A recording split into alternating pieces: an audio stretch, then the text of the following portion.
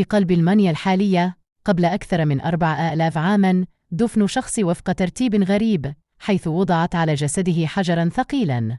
هذا الاكتشاف الغريب يثير تساؤلات لدى علماء الآثار. هل كان الهدف من وضع هذا الحجر على الجثة هو منع هذا الشخص الغامض من العودة من بين الأموات؟ في موقع قريب من مدينة أوبين في المانيا، اكتشف علماء الآثار قبراً يعود إلى العصر النيوليتي، وكان على جسد رجل يبلغ من العمر بين 40 و60 عاماً حجراً ثقيلاً يبلغ طوله متراً وسمكه 10 سنتيمترات. لم يكن هذا مجرد حجر قبر عادي، بل قد يكون استخدام لمنع الشخص المتوفى من الخروج من الأرض في حال عاد من عالم الأموات.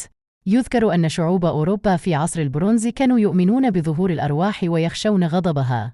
قد يكون الشخص المدفون في أوبين قد أصيب بمرض، مما أثار قلق أقرانه وجعلهم يبررون إنشاء مثل هذا القبر الفريد من نوعه. في العصر البرونزي كانت لدى شعوب أوروبا معتقدات متنوعة حول الأرواح والعالم الآخر.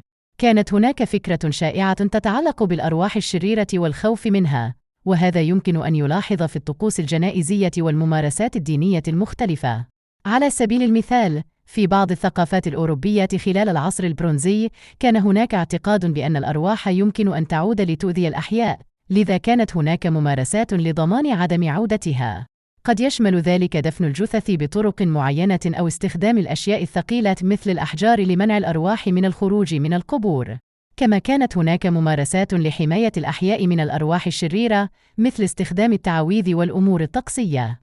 ويعتقد أن بعض الأشياء كانت تستخدم كرموز للحماية أو لطرد الأرواح الشريرة.